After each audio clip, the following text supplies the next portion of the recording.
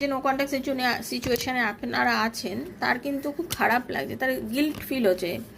I feel guilt for the way I treated you.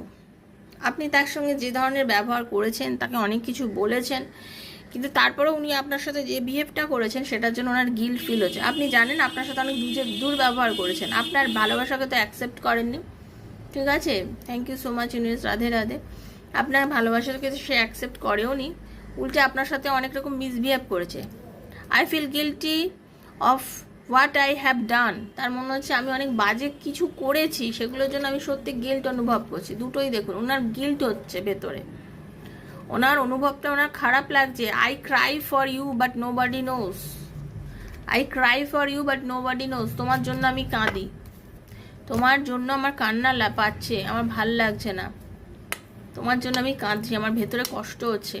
Please forgive me and come